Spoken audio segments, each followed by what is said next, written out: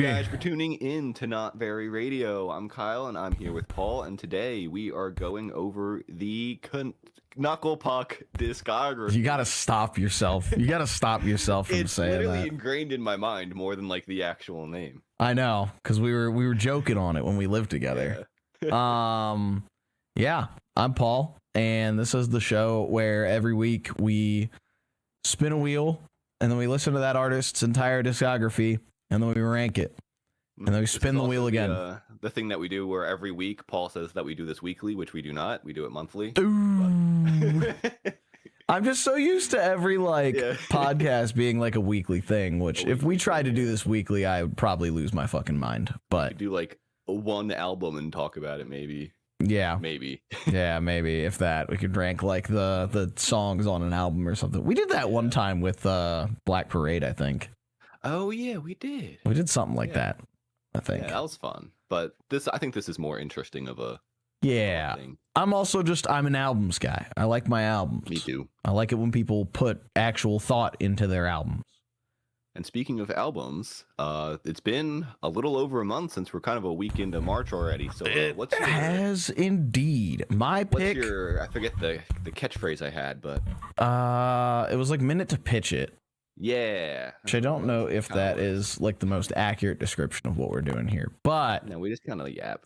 Worry not, brother. I'm pulling it up right now. My pick for our minute to pitch it this month is the new. That is not the desktop. Holy.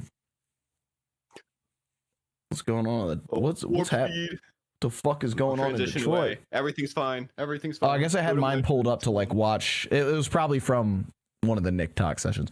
My pick for the album is Casino by Baby Keem. Brand new album from Baby Keem. I got a hell of a lot of playtime out of his previous album, The Melodic Blue. Loved it. I would jam it like every day going to work. I remember specifically when I was working in the Orlando Airport Hotel, like the one that is inside the fucking airport. I was playing this like to and from work every fucking day.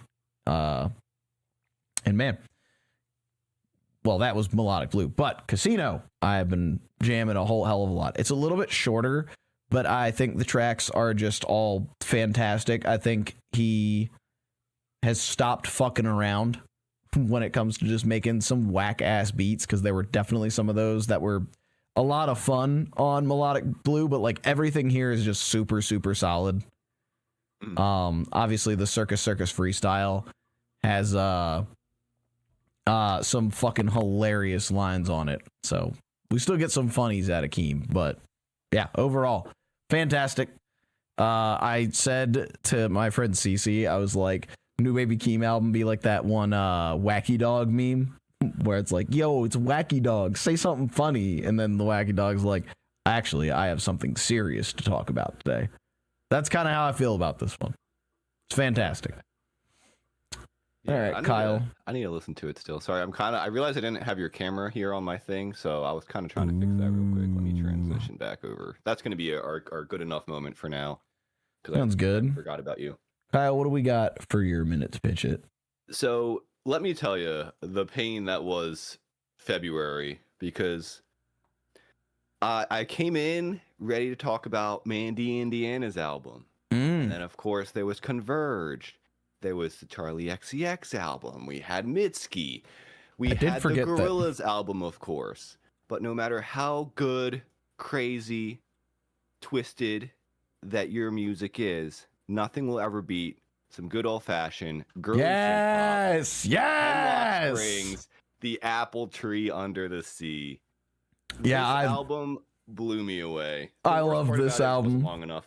I'm so glad you heard of it, because I was about to tell you, I was like, if you have not heard this, you need a list. Like, dude, I was counting down the days. She just kept putting out more singles, and I was counting down the days till it came out. I was like, everything that she, like, all 3 singles that she put out, I was like, these are exactly what I want to be hearing from her. I just found out about her now. I saw February 13th. There was a couple of other albums that came out, and I saw on this website. I was like, oh, this is getting decent reviews, but I was like, I got other albums to listen to. I don't care, whatever. It's probably just some like decent pop stuff, whatever. and then I saw like Fantano gave it the yellow flannel, and I was like, all right, I'll just put it on at the gym and just like, I'm sure it'll be pretty good. And then I heard it, and I was like pissed. I was like, why is this so good? Why did I refuse to listen? Why did I just like, push off on this? Because like I was like, there's all these other albums. I'm like, oh, these ones are great. I'm really looking forward to these ones. And then this one, I was like, yeah, it'll be. I'm sure it's just some standard good pop, nothing super crazy. But I was blown away. Literally, like the only bad thing I had thought about it was just like it wasn't long enough. I needed more. Yeah, I think it is a little short from what I remember. Yeah, it's like 30 something minutes, but 33 minutes, but it blows by, and like it just sounds so good. That's the frustrating. It sounds so good. I don't want it to end. Yeah, 33. Yeah. Yeah, I was so excited for this. Like when I was hearing the singles, because again, like I think Girlfriend was the song I had heard by her, and then I had listened to like a couple other songs like as they came across me. Like she was one that started getting recommended to me a lot when I was diving into like Magdalena Bay and on my like weirdo electric pop music playlists and that kind of stuff. Yeah. So I was familiar, but I hadn't really dove into it all that much. But yeah. Well, Dee recognized. I was playing one of her new songs, and Dee recognized her from like I guess like an old TikTok song, and she was like, "Yes, is this that girl that goes like?" And I was like, "I don't have any idea." Yeah, like, I don't know. Girlfriend was like a TikTok song a little bit. Also, the last thing about her is I do think, and I love her for it, when she gets to get like a little like rough with her voice, it gives me a little bit of Louise Belcher vibes from Bob's Burgers. Like just when she, I think I know what you mean. Yeah. It's just like it's not enough there to be like you could do like maybe a voiceover or something, but like there's just a couple little moments where I'm like I can hear it, and it makes me so happy. Hell yeah. Also, I kind of wanted to go over a couple. Shit! Oh, it's the board gamers, right? Oh, we didn't combine the stream, Kyle. As the less familiar person with Knuckle Puck going into this, what was your 9th favorite Knuckle Puck album? An album / EP, because there's like 5 EPs. Yes, my favorite was an EP. And it is probably the only thing on this list that I would put in the bad to awful category. Oh, yeah? Which would be this EP right here. What? The shifted one, right? I don't like it at all. Bad? I think the electronic drums they chose first off are just like, they use like this like almost like EDM style snare. It just doesn't fit well. I think the vibe that they're going for works, but I feel like they tried too hard to just like use certain sounds that wouldn't work. I also am not a huge fan of his voice in some of these, which I don't really have a problem with in most other albums. Understandable. This one, I feel like it just doesn't quite mix as well. Yeah. And yeah, just the snare, man. Like there's like these really like it's like and like it's like gated at the end as if like we're gonna like hit a drop, but it's just like these like acousticy electronic things. I'm like, why is the snare sound this way? That's fair. I have shifted at number 8. Not much higher up there than you. I added this in last second because I didn't realize that Kyle had listened to it and included it. I just thought it was like a cool little thing, so I told him to listen to it. But shut up. It is. It's cool. I like it. Listen, as a long time Knuckle Puck fan, it was very, very fun to see them do this like cute little remix album where it's like, I guess, kind of lo-fi-ish. I don't really know what to call it. It's very weird. There's a lot of just like what sounds like Fisher-Price instruments being used. I do think some of the synths do sound cute, I will say. Yeah. I do like them more. I just think it needed to be... Yeah, I'll shut up. I get it. I think like it would have been cooler to see them go a little more like all in on this and like really get somebody who knows how to produce this style to do it. But I'm sure they just did it themselves as like a fun thing to like put out, because like Rise Records was kind of doing this. We're getting into the labels again. They were on Rise Records when they did this. They were on Rise Records from Copacetic till 2020. So everything in between there. And like, I don't know. It was cool. It was cool in the same way that I think Cane Hill's Kill the Sun EP was very cool. Now that is all original songs, but in like this really dope, like stripped or like unplugged kind of sound thing, but with like a lot of synths and stuff. That one I think is a lot better because those songs were just written to be that. Whereas this is, you know, kind of reforming, what is it, like Wait, Conduit, Gone, Nervous Passenger. Yeah. I gotta say, I do like that they, let me get back to Knuckle Puck. I do like the selection of tracks that they chose to remix on here because they didn't just pick all the singles. And it was very nice to not have them just like, you know, cherry picking every single that they had. Like Twist wasn't a single, Nervous Passenger wasn't, and Wait wasn't. Gone was the only fucking single on this thing. So it was very cool to see them like take some songs that didn't exactly get the most attention and reform them in this kind of way. So I don't know. I like it. I have it on vinyl. I think I have every novel thing. I think I've got everything up to Disposable Life on vinyl, actually. Is that their newest one? That was the EP before the newest one. Oh, okay. So I don't have that, and I don't have Disposable Life, and I don't have Losing What We Love. But I have every other Knuckle Puck album on vinyl, including all of these old EPs. I had to scrounge for those. Dang, you got the EPs. That's crazy. Mm-hmm. I had a friend who had them, and he was selling vinyl to pay some bills, and I was like, I will gladly take those off of you. It'll help me complete the collection. Yeah. I even have the Calendar Days and Indecisive 7-inch. Oh, nice. Yeah. That was a cool one. I think I ordered that when we were living together. I don't know if it came in when we were living together, but I definitely ordered it because it was like early 2016 that came out. Okay. So yeah, we might have been living together still. Yeah. Back in the good old days. Yeah. The college era. Yeah. Which actually kind of brings me to my next point for my next album, if you're ready. Oh, man, I am ready. Oh, I switched over too quick and we're in the warp zone. Sorry. we're warp speed. We're in the warp zone. So this is where my my disclaimer kind of comes in. And I told you a little bit about, like, I felt like I was kind of rushing at the last minute to get more listens in on some of this stuff. And I found, because I was really excited to listen to this. Because I was like, you know, I wasn't as into pop punk as you back then, but I was like adjacent, and there were a couple pop punk bands I was into. So I was like, I'm excited to kind of get into this. And then I listened, and I was like, yeah, this is cool. It's giving me like a nostalgic vibe. And then I like think back to that time when I was super depressed and pushing all my friends away and was in a bad relationship. And all of a sudden I was a lot less excited to listen to this music. So my point I'm trying to make is, I think, like, nothing against the music, but I think it just, like, I have like an adverse reaction to like hearing this sometimes, like if I think too deep into it, because I just like would start feeling depressed again like I was 10 years ago. That's very fair, especially considering like that's exactly where I was when I was super into Knuckle Puck. As well as like that's kind of like, it was a very much a style of the times. Like this is like 2000, like mid 2010s pop punk wrapped up in a nice little bow. I think they are either like the second or third best band at this style. Number one, you turned down the offer to do our monthly episode on, sadly. Which one was that? Story So Far. 100% they are the kings of this style, like without a doubt.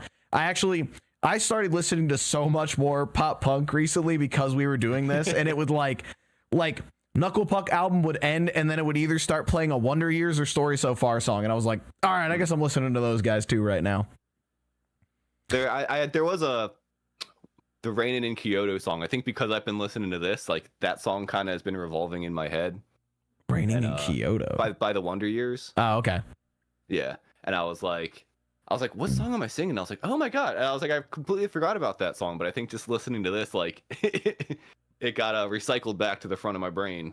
Yeah, which kind of like spoiling my other opinions. Like, yeah, I do think Story So Far is the kings of this style, and I think Wonder Years is either second or third, depending on how you feel about them or Knuckle Puck. As much as I was never like super into the Wonder Years, which is funny because like everything I've heard by them I've loved, and then I just never went any further with it. That was weird, but All right, then. Yeah. Since we got that, Yeah. Kyle, what you got at number 8? So the next 3 or 4 probably, let me see, are probably pretty close together. I think it's gonna be their first EP. Yeah, I've got that I at think 9. it's just obvious. Yeah, there's nothing inherently wrong with it. I mean, my biggest in terms of like things I didn't enjoy, it was probably just I felt like some of the drums were a little samey. It did a lot of the and I was like, Yeah. for like half of the songs, if not more, and when you're an EP. But the songwriting was good. Production's rough, but it's a debut EP that they probably like did themselves or went to some person for. So I don't hold that against them. Yeah, I'm kind of same thing. Like, it sounds fine for what it is. Like, it's a band's first EP ever. I just like, this is one that I just never even really listened to, even when I wasn't that into them. I think because like I hadn't bought it on iTunes, I didn't buy like the CD, like they weren't selling CDs of it. Like that's why I had Wait That You Buried and While I Stay Secluded, is because both of those they were selling on CD actively, and they would give us download codes for that. Or like I think I probably just burned a little like ripped them from that on into Back iTunes. in my day. Yeah, back when I used to have a disc drive and like I had the detachable disc drive for my fucking MacBook. Oh, thank you, Simpy. No. Have I mentioned that's why we don't use my fucking audio?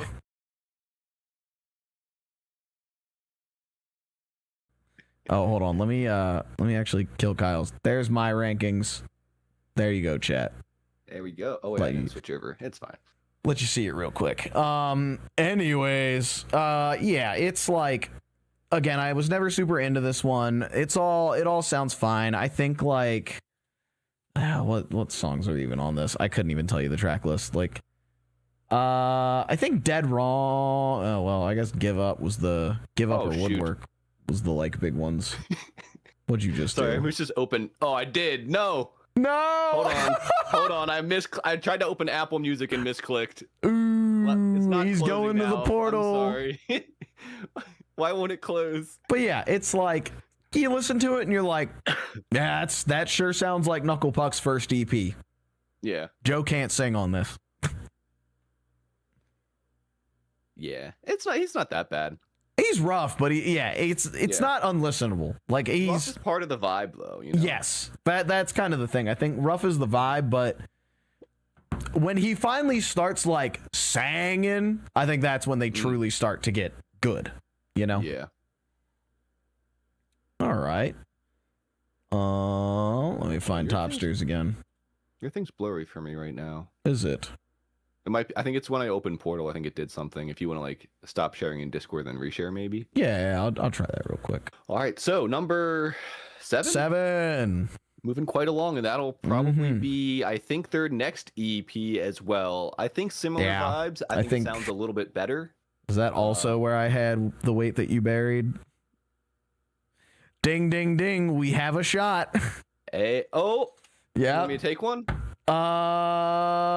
You. Oh, it's Monday. See that? It's Monday. We gotta change the day for this. Yeah. I would say first Friday of every month, but then I'll be missing out on first Fridays. Yeah, well, that's the thing. Like, who wants to sit here and stream on a Friday when we could be going out to bars and doing drugs? Yeah, because we do that. I don't know. Yeah. Yeah. I mean, I don't know. Anyway. We'll figure something out. Yeah. But We'll save it for like the special streams or something. I don't know. Yeah. Can't be doing this on the regular. Weekly. But yeah, anyway. Yeah, that's what did I say? The weight that has you buried. The weight that you buried. Yep. Thank you. I think it's just a step up. It's not a crazy step up, but I think it's a good enough step up to see that they're improving and be more interesting. It's got that "Where's Your Respect" song that I didn't realize was from them. Yep, that's Knuckle Puck. That was the first song I like really heard by them because Copacetic wasn't out yet when I first started listening to them. And I said my highlight for this one was "No Good." Yep, that's the "Where's Your Respect" song. Was it really? I thought that's the one. Oh, but I don't remember which song it came from because I didn't put the song name. But I put a little quote here which I said, my mind was a fortress. You knew how to rupture, flanking the trenches and storming my butthole. Oh God. I think the original line was bunker. Yes, it is. But I heard it and I was like, so that was in my notes there. Every word she said, like knives in the back of my head. Yeah, this is where I start actually loving everything. I still think this one's a little rough around the edges. Again, kind of part of the style, but like, it's a little rough around the edges. I think it's kind of lame that we just had 2 acoustic tracks to, cap off the end of it. Like, it's cool. I'm not mad that they're there. I would have preferred 2 more, like, just fully played out songs, or like, kind of like what they did with Indecisive on the Calendar Days Indecisive single. Like, Indecisive is like a mostly acoustic song, but it's like an original acoustic song that was written to be that way. It's not just like, we just played No Good on acoustic guitars and we're done.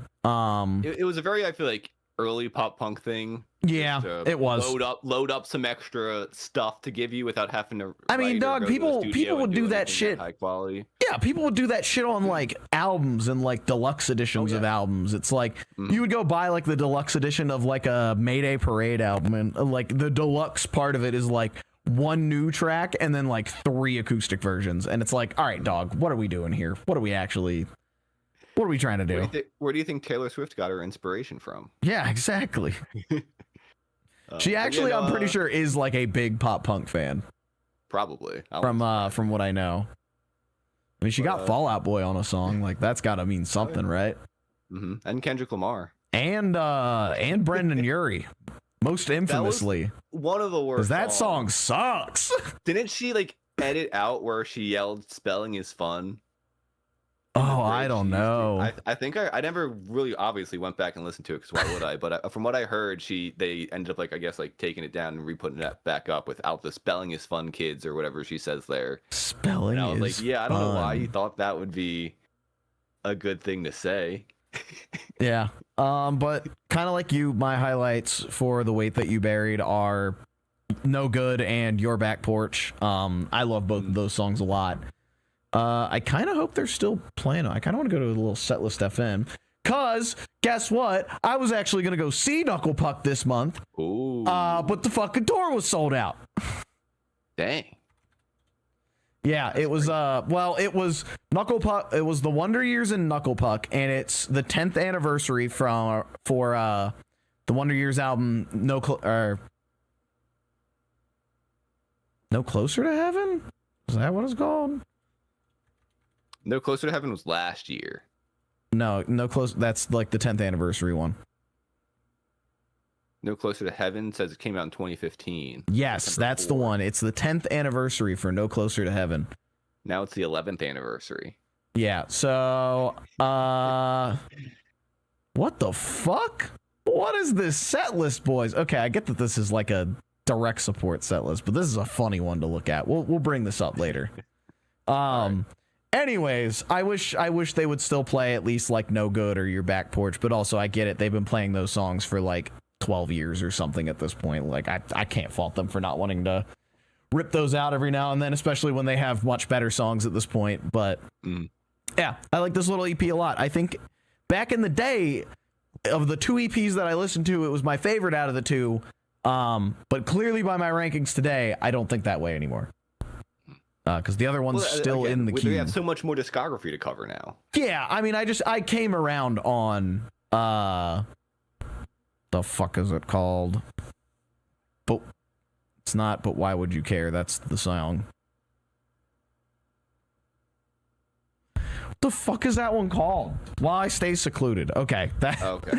Yeah, I came around on that one out of like the 2 that I was listening to before Copacetic came out. Yeah. Cool. Yeah. Well, let's hop on over to ranking number 9876. Yes. And I think it's time to hop around now and pick 2020. Ooh, that's... So, hold on, Kyle. I'm going to reveal my pick for that one. All right. Let me Over remember. to you. Let me make sure it is what I think it is. Yes, it is. I'm going to warp speed. So Yeah, my bad. I'm turning that off. My pick for 2020, I had that at third. Ooh. Yeah. Dang. This was another one that I did not expect to have it as high as I did. And this little listening definitely like knocked it up maybe a space or two. I probably would have put these first two EPs over it because I don't know. This was around the time that I like fell out of the whole like Knuckle Puck thing. Oh, yeah. That goes back to that. I think it got into the and this is where like I think I'm gonna come off like a grumpy guy who just can't win. Not a grumpy guy. Because I just felt like the production was like too clean where it gets a little boring. It's like very typical, like we want to make sure everything sounds really cleaned up and nice. And I kind of wish they kept a bit more roughness. I don't know if like they pitch tuned his vocals or something, but like he sounds like a different person. He sounds like Austin Knight from Water Parks. Oh, like, okay. I heard it and I was like, what? Like he sounded like, I don't know. I kind of liked his a bit more like roughy kind of sound and voice. So I think that's why I think here's probably the mark where I'm like, all right, yeah, I would consider anything above here like as a positive. But I think for me, I just kind of prefer some of the stuff that's maybe a bit more rough around the edges, even if it is, you know, for better or for worse, than just like a bit more clean. I also felt the instrumentation just wasn't as interesting. Like there was stuff in some of the other stuff we'll get to later on where I was like, I felt like that, I don't know, I was like, oh well, like I don't know, I feel like maybe I'm wrong, but I felt like I heard back in the day like it's a pop punk's easy kind of joke, and I was like, some of these guitar work, and granted I don't know how hard it is to play, but I thought it sounded interesting, and some of the drumming sounded interesting in some of the other stuff. So for this, it felt a bit watered down, more regular pop punk sounding. Yes, that point is very, very fair. I will totally give you that on the instrumentals kind of being like definitely like pulled back a little bit compared to how they were kind of showing off on some of the earlier stuff. As well as like, yeah, Joe is definitely a lot cleaner. However, I took that all in a very positive direction for this one. I think this is their best like sounding album production wise. Like album, you might be right. This album, like, I don't know if it's just my car or whatever, but I put this shit on in my car and it just sounds fucking huge. Like it is like so in your face and huge, and it sounds just beautiful. It sounds, again, like it sounds super clean, and I take that as a positive for this one. Like I think it fits this perfectly, where like this one, the main reason it's not any higher is because like it's kind of just a collection of really good pop punk songs. Like that's kind of all it really is going for it. Like I had a couple of highlights that I forgot that I knew like every word to as I was listening to it. Like Tune You Out and Earthquake, probably the title track as well. Like, but yeah, like I said, the mix is incredible. I liked it a lot more than I remembered. Fantastic run all the way from 2020 to Into the Blue. I think those like 8 tracks are just awesome. And then it kind of loses me a little bit at the end with Green Eyes, True North, and Miles Away. But even any of those, like I still know them very well and like them. But I also, hold on, Kyle. Welcome. Give me a sec. Oh, you're good. I have. He's going away. I did agree for some of the stuff like I did when I was looking at my notes. I did think that Into the Blue was pretty good, and I said a couple before that I quite liked, and I wasn't sure if I was just getting you. Oh, he's back. I was just kind of confirming some of the points that I agreed with. Like I did say I liked Into the Blue and a couple of the songs before that, and I was in my notes I was kind of saying like I don't know if it was just because I was getting used to the sound as time went on, or if maybe I just kind of like some of them better. We got the damn.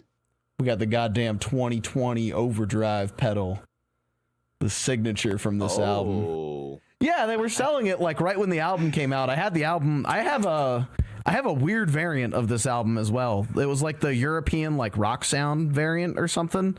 I don't think I'm supposed to have that technically, but they shipped it to me and I do have it. And then I bought the pedal I too. vaguely looked at it when you pulled it up, and I thought it was like a cardboard box with like a chicken sandwich in it. Because I just like No. glanced and I was like, oh, it's like a burger or like a Chick-fil-A chicken sandwich or something. But yeah, like it was when this album was coming out, I was like, oh my god, like Knuckle Puck, like at that point I was like, albums were 2 for 2. We've got Shapeshifter and Copacetic, like goddamn, they can't do any wrong. And then I didn't actually like this one when it came out. And now that I've listened to it again, I'm like, holy shit, this album's really good. So now I'm really proud to own this. And this was going to get used on the New No Business album anyways, but it's definitely getting used on the New No Business. It's really good sounding overdrive too. It's like the perfect pop punk sound, but I haven't had a reason to use that until now. Till the pop punk time. Well, it's not really a pop punk song, but you know. I don't know. Do you consider Third Eye Blind pop punk? That's a good question. I don't know. That's the question of the hour, isn't it? But yeah, I really like this one, and I am kind of, I don't know. I think it kind of surprises me that this one was like not higher for you, Kyle, because I feel like usually when things are like super clean and super well written, like that's usually I feel like when you enjoy them. That's where I was kind of torn on, and this is why it was kind of hard, because I think there's moments instrumentally in some of the other ones. Oh yeah, 100%. I liked better, but this one does sound really clean, and that's where I was like, what do I prefer? And I was like, I think for like pop punk, I maybe would prefer a bit of a rougher sound, and maybe I disagree. Again, like I did have an allergic reaction to the pop punk due to some past instances of my life. But I mean, granted, again, like we were saying, I think that is just like the aesthetic. Like, oh yeah, this was the fucking I'm a sad boy fucking era. I'm sorry, I'll never be good enough for you kind of. Yeah, it's like I'm just a sad boy with my fuck ass mustache. In my comment, I put I was like, this is like you're 19, you have a crush on a girl, but you're also hanging out with some friends, and it's the summer. And you're having a good time, but you're also kind of moody. So you were listening to Earthquake then? I listened to the whole album, and I was like, dude, if I was like 19, and it was like senior week, and I was like, yeah, it admittedly was not. It was not hitting as hard at 22, but I think now like it's hitting harder at 28. I don't know. Yeah, I think this one's aged really well. That's kind of all I got for it. Cool. All right, Kyle. All right, drum it up, baby. What do you got next? Next, going to go with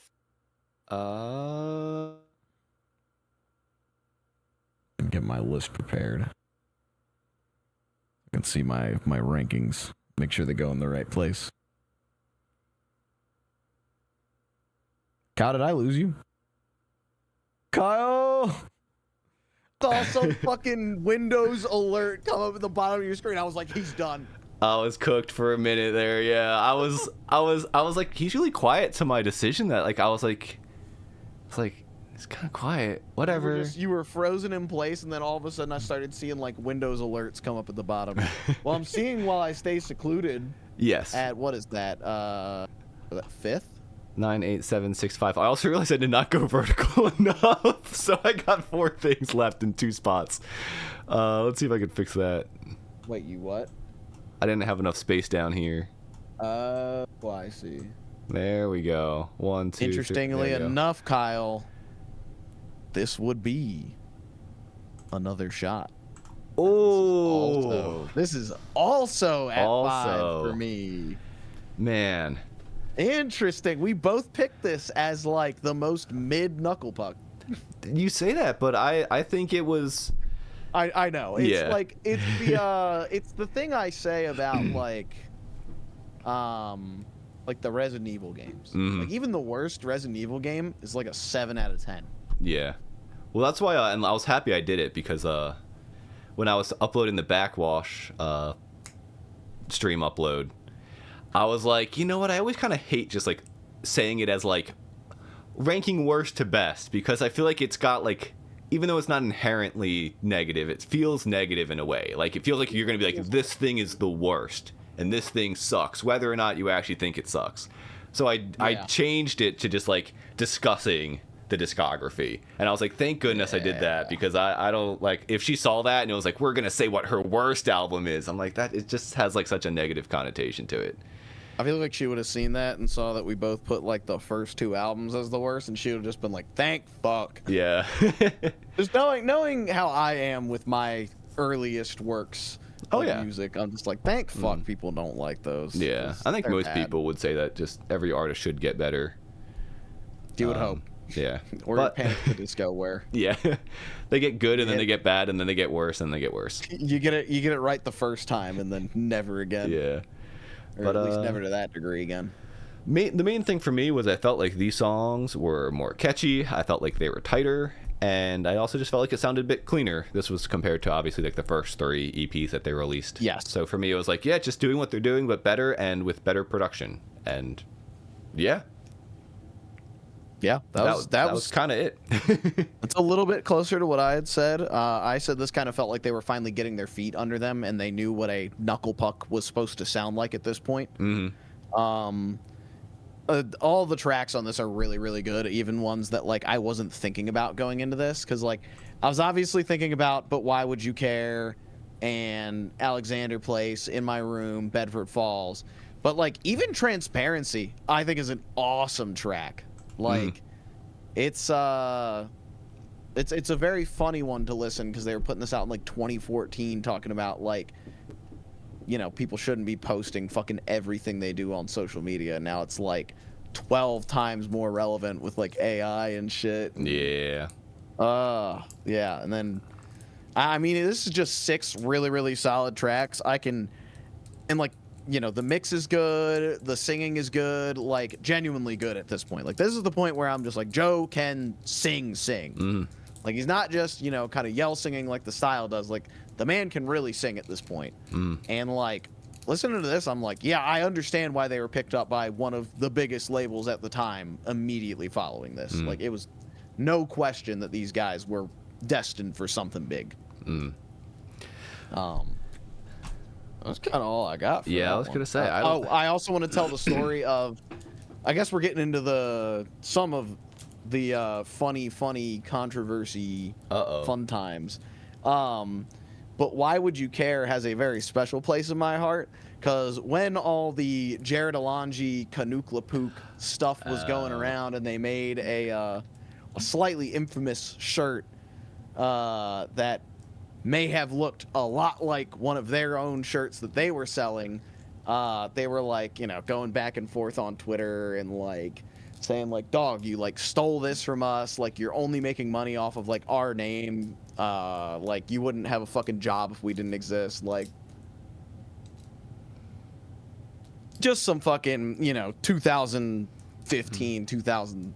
Yeah, probably 2015 Twitter banner. So you wanted to have a job if the Beatles didn't exist, and then all of a sudden, it was just kind of fucking stupid if I'm looking back on it the way I remember it. But you know, they're alleging like, oh, he's like stole this design from them entirely and that kind of stuff. Yeah. And the next show I saw them at, they opened with "But Why Would You Care," which has the song, or which has the lyric saying "You're a fucking thief," and I was like, that's funny. Ooh. It feels a little targeted, and that's funny. So ever since then, I've just been like, yeah, I love that song. That song's just great anyways. Like, it's a reason it's the, like, highest streamed song on this EP. But yeah, it's got such a fun little thing to it. I've also realized that I have my fucking jury duty summons sitting on my desk, and I probably shouldn't be doing that, but... Yeah, they're trying to summon me for fucking jury duty in Florida, and I just emailed them. I was like, dog, I don't fucking live there. I'm not flying for jury duty. I don't even go there anymore. If they say I gotta do it, I'm gonna be like, okay, cool. The state is gonna pay for my flight and my hotel. Yeah, they're definitely not gonna. They're definitely not. And they're not gonna do that. And then I'm gonna be like, cool, I'm not showing up. Send federal agents to my house, or send state agents to my house in Maryland. Get them. Get them! Yeah, like, go for it, Florida. Go for it. Send state agents to my house in Maryland. You're not going to do it. It's not worth it. Don't call us bluff. Do it. Hopefully they just figure that shit out. Catch him. But yeah, well, I stay secluded. Good EP. All right. Yeah, Kyle, what do you got next? My next one, and unfortunately, I thought I took notes at least on all of these, but apparently I didn't take notes on this one, which is Dispensable Life. But I did listen to it, but it was one of the ones I kind of went back to refresh myself on before the stream, and I liked it quite a bit. So I know that much. It is Disposable Life. Is that not what I said? You said dispensable. Oh. Oops. But yes, I have this one right under While I Stay Secluded. Okay. That's kind of where I figured. Yeah, I can kind of reveal it now. There's not a single EP I think is better than any of their albums. Yeah, I just like, I think what they do on their albums tends to be very, for the most part, it tends to be like a more special, more like focused thing. And I think the EPs are just like fun examples of them having some ideas that maybe they couldn't stretch all the way to like 10, 12 songs, you know? Yeah. That's exactly how I feel about this one. This one's great. But like, I gotta be honest too, though. Like, for pop punk, I don't need it. And maybe it's just my, but I don't need a lot of it. Like, I think like the short little EPs are kind of nice. It's like I go in, I jam for 5 songs, and I'm done. That's all I need. Yeah. Like I do think there's something with that where yeah, it's kind of nice to have like a lot of these little EPs. Like at first I was kind of dreading it, and I was like, I don't know, it's kind of nice. But at the same time, I also don't have any EPs higher than this, so what do I know? Yeah. I'm wrong. It's listen, that's totally fine. But yeah, the I went back and forth on whether I thought this was their best EP or not, but I had to give it up to While I Stay Secluded for just the staying power of a lot of the tracks on that one. Yeah, that's fair. That one just, if I re-listened to both of them, I might agree with you, but it was kind of like a last minute moment, and I was like, oh, the production's pretty, like once we get, on Disposable Life, we're at the good production point, and I was like, I might like it more because production, but I'd probably have to hear them back to back to fully decide. Yeah, that's totally fair. Disposable Life was it was fun, man. Like it had more of like a alt rock kind of feel, I want to say, rather than just like kind of straightforward pop punk. I think they were doing some very interesting sounds on here that like I don't hear a lot when listening to like Knuckle Puck like albums. Like I don't think these tracks would have fit on like any album, and it's definitely nice that they got to do this little EP following up 2020. However, I think they released that I think Disposable Life was released independently. Oh, was it? Yeah, I think so. This was kind of, so they left Rise Records. I don't know if it was left or let go, asked to leave. I have no idea, but they left Rise Records. They were no longer on it after 2020. Makes sense. I think there was a lot of bands that kind of got stripped off that label over pandemic. Husband Weasel says he likes the first 2 EPs best. That is an interesting take. That is crazy. That is a little bit of a crazy take, I hate to say. Yeah, that's I mean, they're good, but I just think in terms of like songwriting and production, I think they hit a higher peak. Yeah, definitely. But buddy, I think you've been hit with the nostalgia gun. Yeah, that might be. The nostalgia gun's powerful, as I'll talk about in a little bit here. But it says the EP was on Wax Bodega, is the label. Yeah, that's a distribution thing. Like that gotcha. would have been who printed the vinyl for this little EP. Okay. I think. I don't think Wax Bodega is a label. Oh, they okay. Yeah, I it says have no Knuckle idea. Puck under license to Wax Bodega. So like Wax Bodega is the official like record printer. Yeah. Said he wanted to start a band with the drummer, but they are both drummers. Damn. That's cool though. That's really cool. And that drummer's fucking cracked, as I will talk about later. Way too good to be playing pop punk. Actually, most of these guys are way too good to be playing pop punk, but still, we'll get there. Yeah, any other thoughts on this one, Kyle? This one I wasn't super familiar with going into, but I liked it a lot. Yeah, enough to put it over fucking The Weight That You Buried, which was one of my favorites for like a long time. Yeah, I wish I got a little bit more of a like listen on this one, just to kind of get a better. Because again, like it's hard when there's so many, because you kind of have to at some point like go, unless of course like the sound shifts drastically from one to the other, when like they kind of stay in a similar pocket, like I feel like I need to go back and forth a bit more to kind of be like, all right, how was the production sounding here? How was the songwriting sounding here? And kind of like gauge it that way. Because that does make sense that they weren't, because I did like the way like it sounded, but I definitely felt like it wasn't as like clean. And I think that's maybe why it ended up so high. Yeah. Because I was like, it's like the mix sounds nice, but I was like, it doesn't sound as like. I was kind of surprised when they went from, was it 2020 up to this, because I was like, oh, they kind of like took off like, some of the sheen that's like on that kind of thing. Yeah, I think it's probably just because they didn't have the whatever, the producer or something.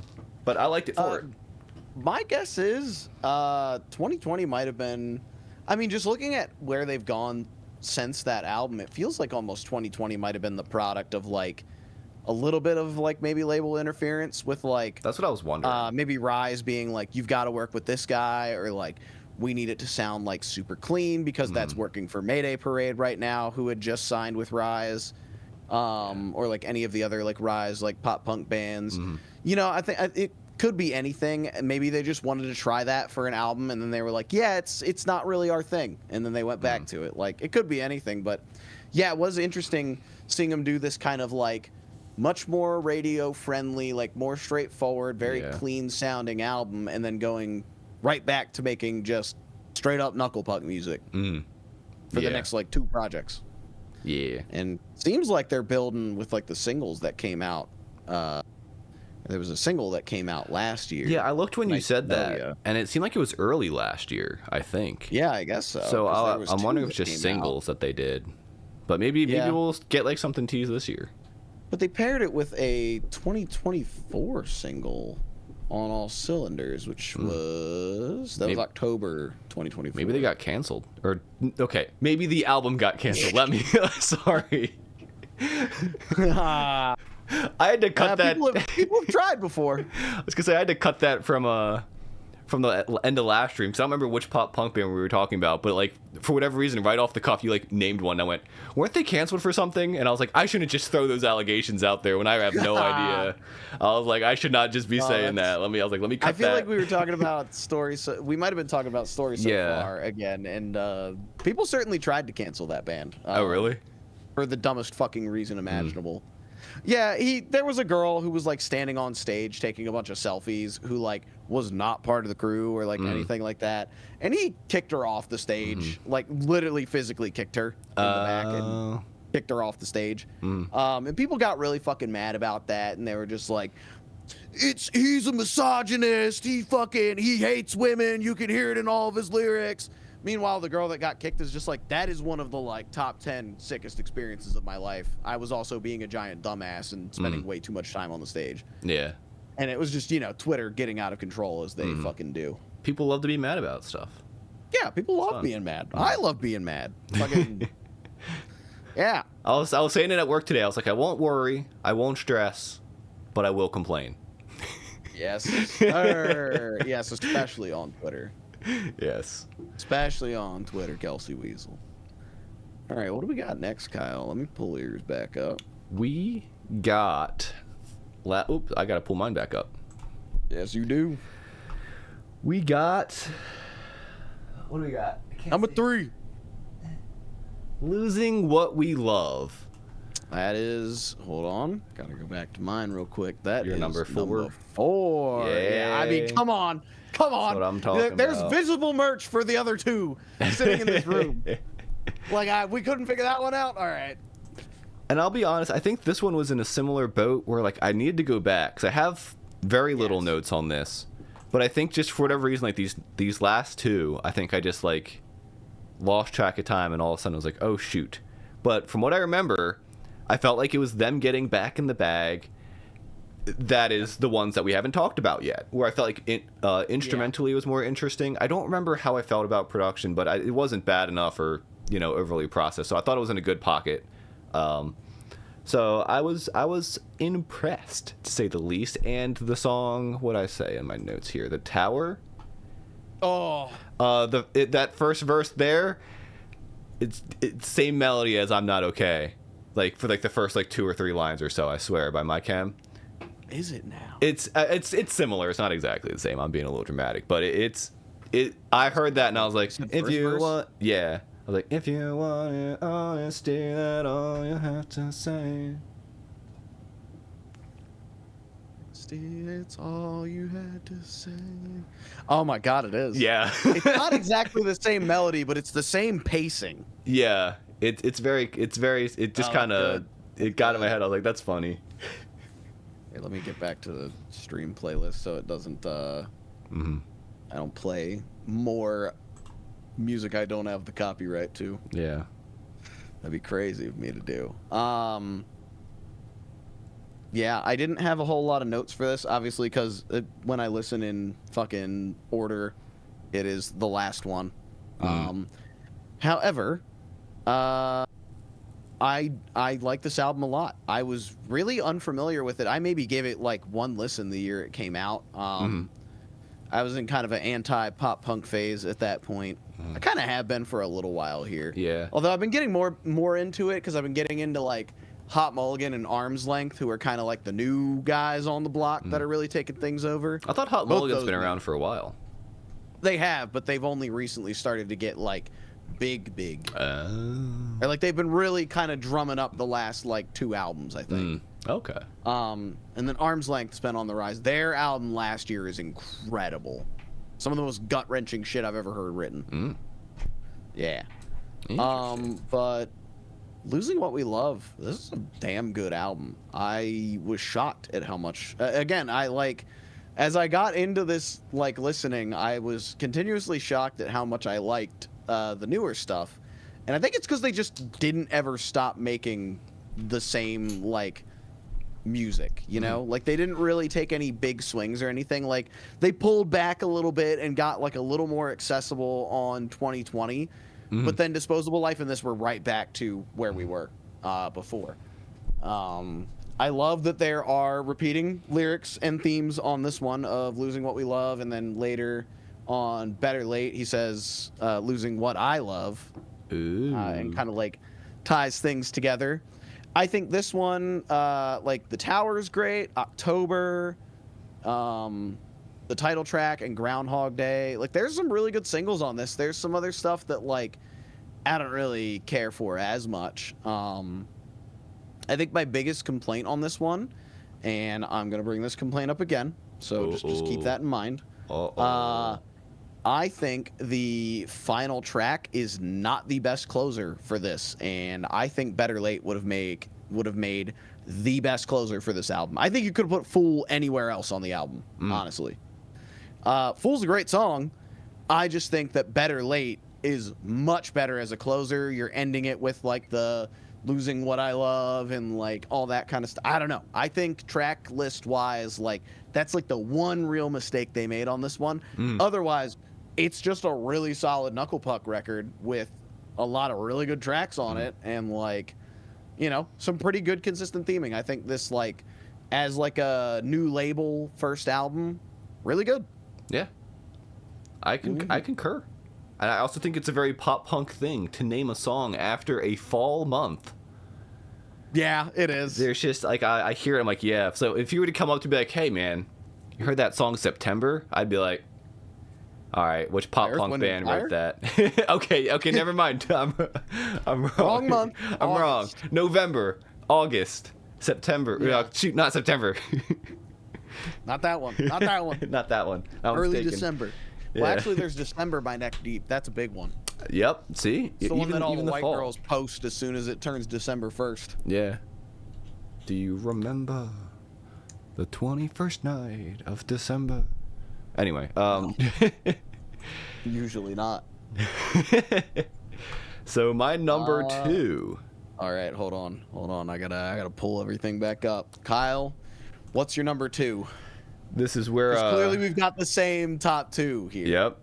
I was hoping so, but I know this is going to be where we part ways because my number 2. No. Everything is copacetic. No! Kyle! Yeah. Sorry. Come on! It was close, but here's my little rant. Come on, it's number 1. Fucking, it's right there. It's right in the back. Hold on, let me. Yeah. It's shirt time. Shirt time. Take it off. Yeah, baby. No way. I was waiting for the reveal. I was hoping you were number one. I almost made a joke about it. Let me go face cam so everybody can like fully see it, appreciate. There we go, baby. I almost said when we talked about the shirt, I almost said, obviously you have the shirt, man, right? And I was like, I was gonna make the joke of like, yeah, who the fuck would have bought that? It was incredibly disrespectful to Knuckle Puck. My dumbass. Knuckle Puck's biggest fan at the time would in fact buy the shirt. Hey man, when something's funny, something's funny. I wasn't even a fan of the band at the time, but I thought it was funny. I didn't even know who they were. I just heard the word Knuckle Puck and I said, that's fun to say. Yeah, it's very fun to say. Yeah. But I'll let you go first because I got oodles of things to say. Yeah. So for me, I put the fucking shapeshifter shirt back on when we talk about that one. Yeah.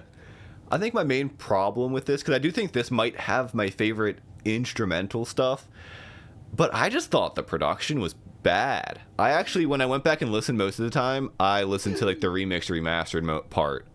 And I don't blame the band for the production stuff, but I was sitting there and I was like, yo, this band was like popular. They get signed on the Rise Records and Rise does them dirty like this. I lost a lot of respect for Rise personally, but cause I was like, I thought these were like a big name, but I felt like this mix was just bad. Like everything felt so loud, the drums especially. But again, I don't put that on the band. I think instrumentally and like songwriting wise, this is probably them at their peak, which is why I understand why it's probably your favorite. Yeah. So I said very nice guitar work, very to the T pop punk kind of lyrics and stuff. I did say there's a couple songs that felt a bit short, such as Disdain and Ponder. I felt like they just could have lasted a little longer. And that was. I could agree for maybe Ponder. I think Disdain does what it needs to do and gets. Which gets one's out of the way. which one's which in terms of everything is copacetic? Which one says that? Ponder. Yeah, that was the one I was like, this is kind of it's a nice vibe change. I'm like, I'm enjoying it, and I was like, oh, it's over. I'm like, y'all were even saying the song, the album name in the song, and you cut it short like that. I was a little butthurt, but I consider that one to be more of an interlude rather than a song. If I'm being honest. Well, but I think it was good enough to be a full song. You know, that's the kind of way I look at it. You know, I was like, I think there's enough here. Like, I was kind of like, oh, I'm in. But yeah, the main thing that cuts it for me was just I just didn't think like the production or like the mix was great. But it's this high because I think songwriting wise, it's their peak. Yeah. Now let me say, Kyle. Yeah, the mix is hot fucking ass on the original. Yeah. It's so bad. However, there's a lot of Stockholm syndrome going on. I've listened to this album God knows how many times, and I'm just like, yep, that's the way it sounds. Yep. I don't care. Yeah, it sounds bad. The drums are like way overly sampled. The mix could use a little work. I did listen to the remixed, remastered one, and it sounds really good. Yeah. Like, I don't know if there are layers that I was just never hearing before because of the old mix, or like if they did go in and add some extra stuff, different songs, but like I'm hearing extra like added vocal runs and like harmonies and stuff, and like if they did go and add that, that's awesome because I think it absolutely deserves like that elevated level of production. But yeah, I love my bad production on this one. Yeah. It's here's the thing is this album still sounds the exact same way it did 10 years ago. And what I mean by that is it's not an album like what's a good example of that? But you know, there's sometimes albums where you listen to them at the time and you're just like, oh, this sounds awesome. And then you go back to it like way later and it's like, this does not sound good. Like this was such a like product of its time mixed and like God, like I think of God Save Rock and Roll. That one too. Yeah. Save Rock and Roll and fucking American Beauty, American Psycho, and Mania. Jesus Christ. Yeah. All those were just very horrible production choices. I didn't think Mania's was awful. I thought it was just bland, if I remember correctly. I think of like the Story So Far's first album, where it's just like everything is like real goddamn flat, and the guitars sound like a fucking power drill. Yeah. Like, I'm just like, it, for the time, awesome. Sounds really bad in retrospect. Yeah. Whereas, like, Copacetic, like, it still sounds good. Like, it's, I say the production's hot ass. It still sounds good. But it has, like, a certain sound to it. Kind of in the same way I think of, like, Static Dress's music, where, like, Static Dress is always going to sound that way because they don't sound super clean and they don't sound, like, super polished. Like, there's a very raw sound to it. And, like, every time I go back to those, like, the early, like, Static Dress tracks and stuff, I'm like, yeah, this still sounds exactly how I remember it. Because it doesn't exactly sound like, quote-unquote, good. Yeah. Same thing for this. But I echo a lot of what you said about this being a lot of their best songwriting. I think this is their best songwriting. I think this is a lot of their... This is definitely their best, like, track list, like, flow for damn sure. They didn't fuck a single thing up here. And it just... Every time I go back to this one and listen to some of the, like, the newer stuff, I just get a little sad that we don't get more songs like True Contrite and Untitled, where they just fucking jam for a little bit. And, like, I don't know. I think those are pieces that made this album super special. Is that, if you haven't listened to this one before, chat, they, at the end of True Contrite as well as Untitled, they just jam. Like, there might be some, like, little echoey lyrics or something like that, but for the most part, they are just, like, jamming out, riding on, like, this little chord progression, and I think it just, like, especially on True Contrite, just helps you sit there and just think about what the fuck you just heard. Same thing with Untitled. As it's ending the album, it's, like, you know, wrapping everything in a bow. That's the other song where they're going, everything is copacetic over and over again. And yeah, I mean, the singles from this one are fantastic. It is easily one of my top 10 favorite albums of all time. Like, I can't even front about it. It's why I still have the fucking flag up. Even in moments where I would maybe say I wasn't as into Knuckle Puck or pop punk, I still would have glazed the shit out of this album. And I love it. It's also got cool artwork too. Yeah, even in I love pink. the artwork. I love the little fucking paper mache frog. Yeah. Froggy. I love him. Froggy.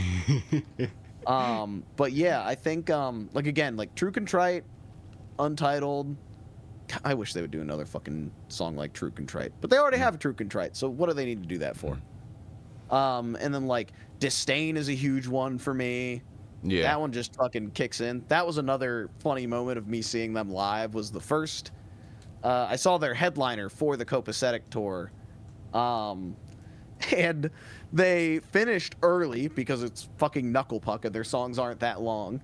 Unfortunately. And they were like, yeah. And they were like, all right, we got time to do one more. What do you all want to hear? And actually an acquaintance of mine starts screaming, I got a lot to talk about. And Joe just goes, dog, we played that like second. Where were you? It was so fucking funny. Like, I think they ended up playing Stateside. Yeah, Stateside from The Weight That You Buried. But okay. Yeah, it was just so funny that they were just like, and he legitimately, like, after the show was just like, yeah, dude, they didn't play Disdain. And I was like, no, he was telling the truth. They did play it like second. Like, if they didn't open with it, it was like the second song they played. Yeah, I have so much love for this album in my heart. It's very special to me. It used to be when I was living in college with Kyle, it used to be the exact length of my drive to band practice for my very first ever shitty metalcore band. So I just throw it on because it was the exact length of time that it would take me to get from college to band practice. Nothing's more satisfying than an album that ends right when you get home. Yeah, getting that, like, last, like, as I'm, like, pulling up. Beautiful. Love this album. Thought about getting that frog tattooed on me a couple times. That'd be cool. I don't know. I might pull the trigger, but these guys tend to love to run their fucking mouths. So Yeah, that's true. you know, I'll take my chances with that. I wish Jared Alonji made a pink shirt that said "Everything is still so phonetic" for the remix remastered. Dog. Listen, I get that he's a jackass, but I don't think he ever meant for it to be like Oh no, not at all. as bad as it was. Mhm. I feel like he was probably just like, oh yeah, like we're drumming up some beef. This will be really good. And then he probably got hit with a like legitimate cease and desist. Yeah. And was like, oh, yeah, okay, it's not fun anymore. Yeah. So like That's how I can see that one going. And because YouTube was still like so, I mean, it was a good bit in, but it was still like pretty fresh in terms of like platforming and like advertising or like that kind of stuff. Yeah, like, I mean, like parodies of songs and like covers, like all that stuff was very up in the air at the time of like what yeah, who can there do was that. not a lot going on with like core YouTube, like metalcore, pop punk, like that kind of stuff. Like you had Jared Dines and then Jared Alonji. Yeah, but like I feel like they should have like, I don't know. If I was them, I would have looked at him and like I was the Knuckle Puck joke was a small part of a larger video and larger YouTube channel.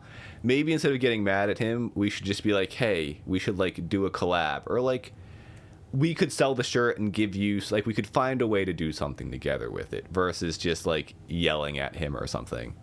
Yeah, I mean, know. like, I also kind of get it, because, like, another fun story of us seeing... The first time we ever saw Knuckle Puck live, funny enough, I hope you're fucking watching this, Joe fucking Taylor, if you ever fucking see this. The whole reason I ever saw your band and found one of my top, like, 5 to 10 favorite albums is because of that goddamn Knuckle Puck joke. We literally checked them out because we were like, oh, yeah, like... You know, Jared Alonji made the Knuckle Puck joke. Like, if he's joking about this band, they've probably got to be good.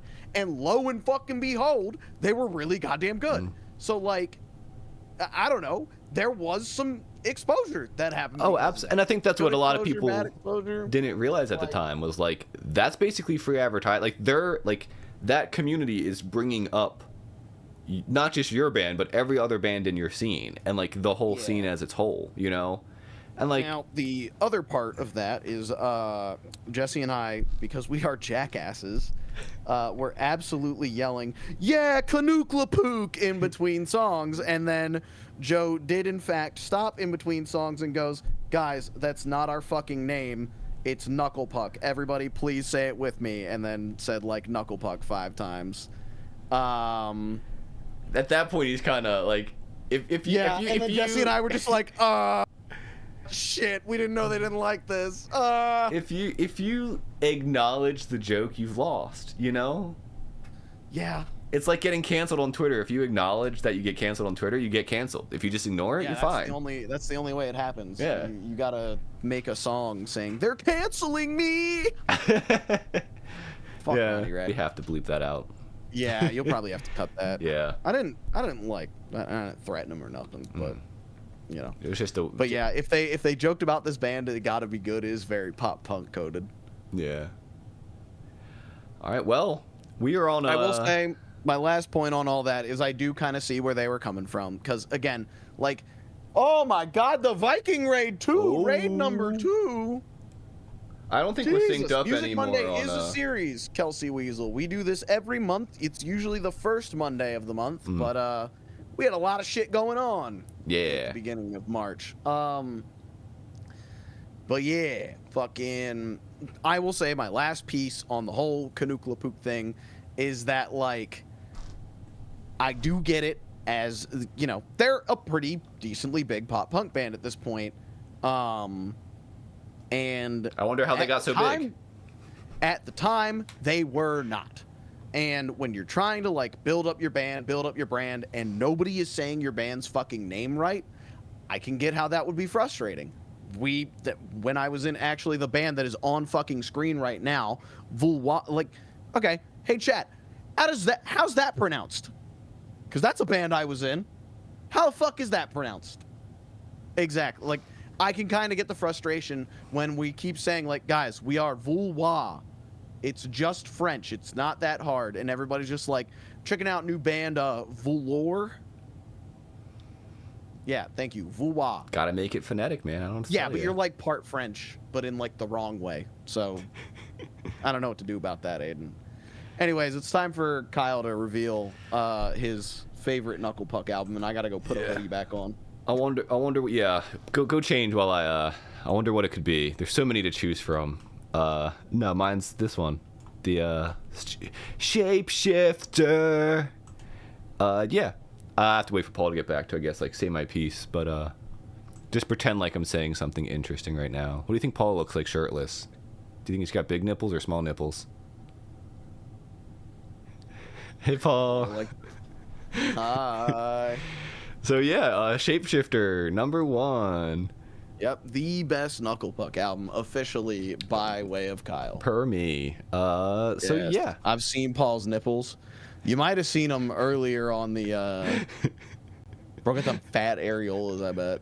Yeah, you might have seen him earlier. He got nipple pucks. No.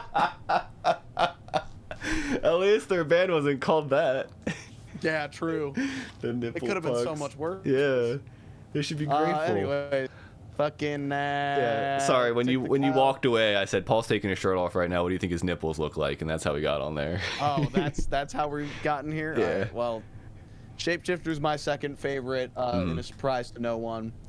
I honestly though, I would like to get like a Shapeshifter wall flag if they're reprinting those for like the anniversary or some shit. Yeah. I think it was great. I think it was a very slight step down in terms of songwriting from Copacetic, but I think the production was just a bit more better, and it's got Double Helix on it, which was probably my favorite song by them, maybe.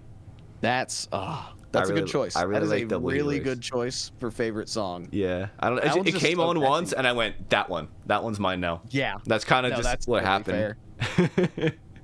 that is totally fair. I think that was the one that a lot of my friends really liked when this one came out. Like, because like everybody knew I was the Knuckle Puck guy because of my big ass flag. The nipple puck guy. You know, yeah, it was the nipple puck guy. In college, and like, you know, a lot of people like I would post about like the album and like how much I liked it and stuff, and like I feel like 90% of people would be like, "Yeah, dude, I really love Double Helix," and I'm just like, "It's a fucking great song. It's an incredible song." It was. I kind of had a feeling when I picked it, I was like, I think this is just going to be one of their more popular ones. I don't know if it's out of all of their songs or just that album, but I was like, this feels like it's going to be a good choice. It was, I think it was the second single. Okay. It was either the second or third single off of Shapeshifter, because I know Gone was first, and then maybe it was Double Helix and then Want Me Around. Okay, yeah, Want Me Around is the that's second how it most went. popular song on Apple Music. Actually, I can just look. So Apple Music. I don't know what it's- happened, but it says the only two singles are Gone and Double Helix. So Okay. yeah, and the train is moving forward This on is the 1, 2, arts 3, there. 4, That's kind 5, of fun. 6. It is the 6th top song on Apple Music. Oh yeah, hold Yeah. on, let me go to there. With Let me Chocolate go back to there. on Pop Goes Punk being number 3. Want Me Around is third most popular on Spotify, Oh, with I think that was Untitled as their top song. really the Yeah. closer And then- for Copacetic. Yeah. Oh, dog. People love that song. That's actually the most number of streams that they have on any. Yeah, but like it's individual got the song on long here. ending. You think people wouldn't choose that one to listen to? Oh wait, it's the All top hate one on Monster Apple Meme Music guy. too. Yeah. Yeah. Not the monster meme guy. Come on. Can't Bro. be doing Kyle like that. Anyways, Who's Kyle, Monster what do you Meme? love? What else do you love about Shapeshifter? I just thought it was really solid. I thought the instrumentals were great. I didn't think they were as great as Copacetic, like I said. And yeah, I think that's really it. I just think it was, for me, the most consistent and best all around, which I think is why I'd put it here. Because have you heard me complain about 2020 being a little too overproduced, and then you hear me complain about Copacetic being too underproduced? There's just no winning with this guy. Sorry. Yeah. But I do think, like, even for some of the rougher ones, like the EP While I Stay Selected, like from what I remember, like that one sounds rough, but it sounded nice. Like there was times where like Copacetic I felt like hurt my ears a little bit. Like Yeah, to that's be, understandable. You know, so for me, and again, like it's like record label. What did you do? You had one job, which was to make them sound I didn't better even- than what they sounded like before. I forgot to talk about the blast beats on Pretense in Copacetic. Oh yeah, That shit was crazy. What do you mean that guy's hitting blast beats in a pop punk band? Crazy. But yeah, I kind of know what you mean. Like, this is like, it feels like Shapeshifter and Losing What We Love kind of have like the same ish production, where it's just like, this is the standard. We don't get worse than this. We try to go better a little bit, but like, this is the standard. This is a good ass sounding album. Yeah, in terms of best sounding production with best sounding songwriting, I think this was it. I like is it called Shapeshifter, or is it the song where they say Shapeshifter? No. The song they say Shapeshifter in is gone. Okay. Because that one gets stuck in my head. Like, that one's one that like I like kind of runs in my head. And I was like, which one? I couldn't remember which one it was. I just know it goes Shapeshifter. Yeah, when they do the Shapeshifter. Yeah. There's no way back. So for me, I think it's got the hookiness, man. It's hooky. Yeah, there are some hooks on this song. Like, again, like Nervous, I would say, like Double Helix, incredible hook. Gone, incredible hook. Want Me Around, awesome hook. I feel like Twist has a really good hook. Is that the... Okay, that's the I've Been Wandering. Yeah. I love this album, man. And it is interesting because it took a bit to grow on me, actually. Really? Which, I mean, it's understandable when at the time I was calling Copacetic my favorite album of all time. Yeah. For the follow-up to not hit me as hard as that one. But I really came around to this album after seeing them play it live. And there were a couple of songs, I feel like Twist and Twist might have been one of them. Yeah. But I know Everyone Lies to Me. That was a song that I did not understand until they started, like, they played it live. And, like, that one's got more of, like, almost like a hardcore vibe to it. And, like, Knuckle Puck has always been a pop punk band that people beat the shit out of each other to. But it's a different level when they're playing Everyone Lies to Me. Like, people were getting, like, violent during that song, and it was great. I love Gone. I think that is, like, I don't know. It's easily my favorite track, I think, on this album here. It's just such a good song. Like, it's fucking, like, I don't want to say heavy, but, like, it hits, and it hits hard, and it's got such a good rhythm to it. Like, I love the whole, like, running away from home theme that kind of goes throughout this album, and, like, you know, you kind of got, like, track by track, like, working through all this stuff. I do have one complaint on this album, and it's the same complaint that I had for Losing What We Love, and it's that they should have ended the fucking album with Wait. If, like, legitimately, I think you could cut Plastic Brains off of this album and it would be, like, an absolute 10 out of 10. I feel like I could be wrong, but maybe I'm thinking of a different album I listened to, but I feel like I had a similar thought, and I wonder if it was this album. I don't have it in my notes. But maybe. I remember listening to something, and now that you're saying it, I'm like, I wonder if it is. I just think, like, Wait feels like the perfect closing track on this. Again, this, like, running away from home kind of journey. I think Wait is the perfect closing track on that, to be singing, like, the "You always did feel just like home. You were always so unreachable." Yeah, I think it's the perfect way to close it. I might have had that same sentiment, so I might agree with you there. Yeah, I think, like, Plastic Brains is not a bad song by any means, but, like, let's be real here. When I'm comparing it to Untitled, I think Wait at least puts up a fight. I think Plastic Brains is not a closer. And I don't know where else I would put this song in the album list, because it, like, thematically definitely should go last, because, like, it's talking about, like, you know, we change as people over time. We grow and change, but I don't know, man. I have just always thought that Wait was a better closing track than Plastic Brains, and I wish maybe that one was like a single. Maybe if they coupled it in with like Calendar Days and Indecisive or something. Oh, so Every Time I Die was the last band to play at the very final like real Warped Tour, like the last cross country, like 2018. They were the last band to play at the last date of the last Warped Tour. And Jordan Buckley proceeded to play the ending riff of Map Change by Every Time I Die, which is the last song on their 2016 album, Low Teens. Proceeded to play that riff until they literally cut power to the stage. And,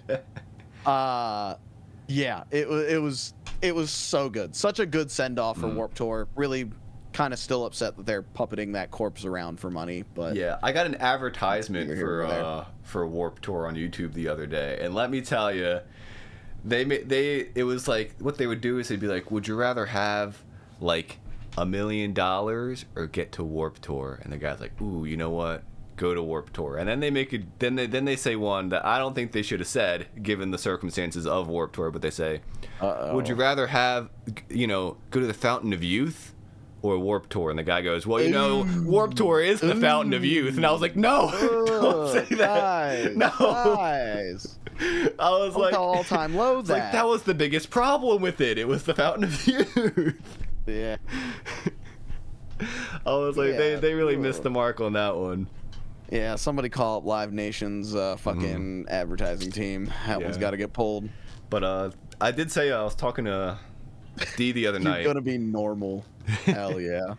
And I'll be going to my first festival since 2018 Warped Tour later this year. Yes, you know which one I'm talking about, Paul. Wait, you went to Warped Tour in 2018? Yeah. Really? That was the only time I've ever been. I got a T-shirt from it. I still have it. In Merriweather? I think so. Huh. I guess in fairness, we weren't exactly talking. I was gonna say you probably didn't want to time. talk to me because you Yeah. were probably mad because I was being stupid. Well, what can I say? No, it's fair. Yeah, I guess because I went that year. I think Sarah and I went together, and then Henry's friend Sierra was there too. I think I was like the only people I knew that year. Yeah, because who did I see? I saw Every Time I Die, and I don't think I saw anybody that I like now. I fucking I was like watching some of my friends because a couple of my friends' bands were playing the like tiny stage that they set up every year, and I was like, yeah, man, I think I'm just gonna like hang out over here, like watch a couple like undiscovered bands, like see what like the new crop of talent's doing, and then I heard Whitewashed by August Burns Red start playing, and I just like sprinted to that stage. I was like, nah. Oh, you know who I saw that year? I saw Turnstile. Turnstile was that there? year. Yeah, Turnstile was there. Dude. Yeah, people didn't quite care about them as much yet. Yeah. It was more of like a Baltimore thing. But I saw them, and then proceeded to later that year see them Every Time I Die and Angel Dust, I think it was, on tour. And I think Vane was on that tour too. That was an insane one. Good Charlotte was there for too hardcore. at Warped Tour that year. I don't know if I saw a Good Charlotte. I know I saw Kublai Khan because they were like the band at the time. And now they're fucking, I don't know, they're not doing things I like. All right. Yeah, I think that we that did about it. wraps it up, man. This is a fuck ass set list. What is going on here? Like, we're opening with Want Me Around. And then so they are playing No Good. They're No playing Double at least Helix. one I'm not song. going. Yeah, No Double Helix. Nice to Know Ya. I don't even remember. Is that a Disposable Life song? I think it is. Oh, you got ready for it? Joji on there? I did add Joji. Oh. We have a fourth album. I was gonna unfortunately. ask you earlier. What you thought of it if you got around to listening? Because I think we talked about it. Didn't we talk I about think we it did, last yeah. one? Maybe I don't know. No, we It's talked bad. about it. We talked We about it at dinner friend lunch. Yeah, At Margarita yeah. Day. It's bad. New Joji's bad. It's so disappointing.